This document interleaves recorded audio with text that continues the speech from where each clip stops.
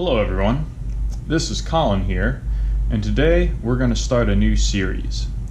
I got a request from one of my regular travel buddies to do a knowledge sharing series with information on equipment, skills, and practices that are relevant to backpacking, hiking, and camping. So without further ado, this is how to backpack carrying water.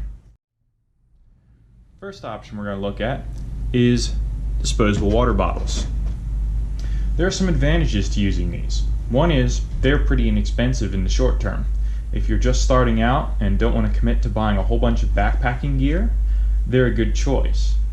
They're also fairly lightweight compared to the other varieties of water bottles, that is, and they generally taste pretty good. You can buy various varieties of mineral water and pick whichever one you like. They're also reasonably durable. Disadvantages are they're a bit wasteful to use regularly, and you really can't refill them with boiling water. If you try, the plastic tends to shrink, and it's probably not healthy to drink out of them afterwards. Over the long term, it's probably more expensive to use throwaways than it is to use a refillable variety, and they are, like most of the water bottle options here, bulky. When a bottle that's half empty takes up just as much volume as a bottle that's half full. Although I suppose with these you could crush them if you're not planning to refill them at a later point in the trip. They also generally have small mouths, so they're not really good for transferring water or putting ice into.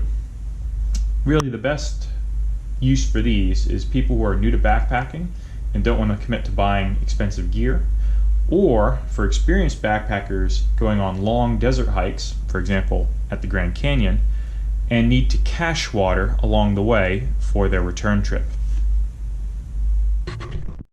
Next option is a refillable plastic water bottle.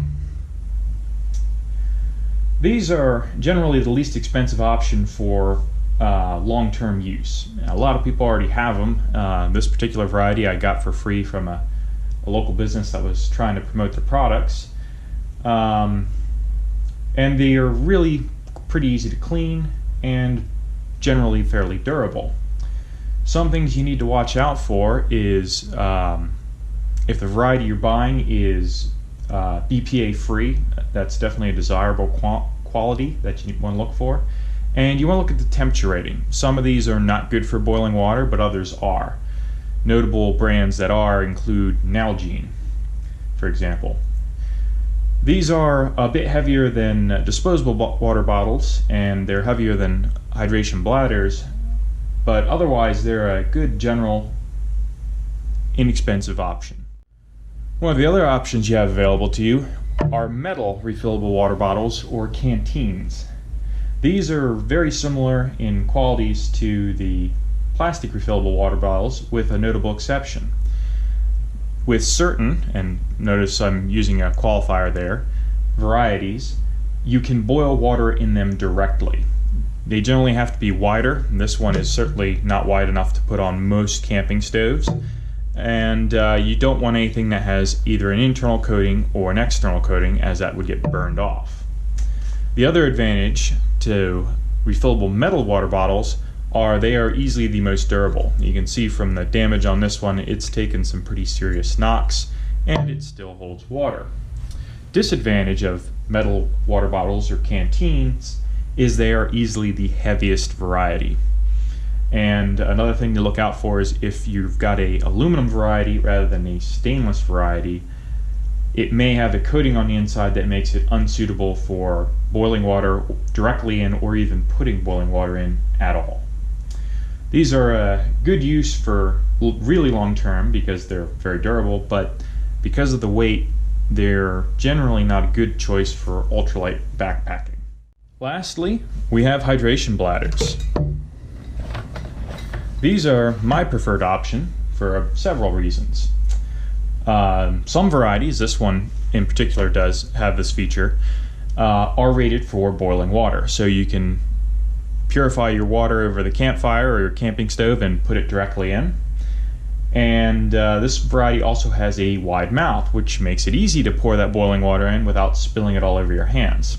It's also great for filling it up with ice for really hot desert hikes. These are easily the least bulky, and the other advantage they have over all the other options here are that you can drink from them while you are hiking.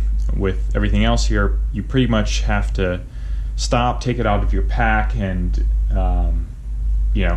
unzip and rezip everything each time you want to take a drink. With the hydration bladders, you can drink as you go along, saving some time there. These are also the lightest weight. This is a 2-liter Camelback here, and I actually compared it to a stainless steel 2-liter canteen and found that it was less than half the weight. So you could carry or have 4 liters of carrying capacity for water for less weight than a single 2-liter stainless canteen. Disadvantages of hydration bladders. You do need to check for BPA in older varieties, and you do need to check the temperature rating. These are the least durable option. I have been present when somebody used one as a pillow and it leaked overnight and got their sleeping bag wet and generally gave them a bad time. So you do need to be careful to avoid punctures and pack them carefully so there's nothing abrasive nearby. I use 2 of these Camelback 2 liters to avoid having a big problem if one were to leak on a long trip. These are the hardest to clean, but some varieties have little legs on them that you can fold out to help dry them out. Another useful feature that some of these have that you probably want to look for is a valve on the hose.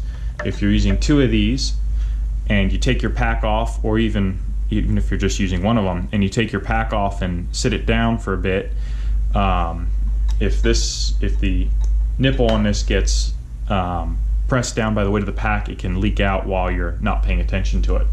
So definitely look for varieties with the valve. Another issue that some hydration bladders have, and really this applies to reusable plastic water bottles as well, is some of them can taste a little bit like plastic. The newer varieties tend not to have this issue, but if you do end up getting a hydration bladder and it does have a little bit of a plastic taste to it, a good way to get rid of it is to put some baking soda and warm water in it and let it soak for a couple hours before rinsing it out. That did the trick with this variety. Really, hydration bladders are probably the best option for backpacking, and if you're looking to do more serious trips, it's really worthwhile to get some of these. Well, that's all we have for now. Let me know if you want more information or if you've got an idea for another topic you'd like covered. Thanks for watching.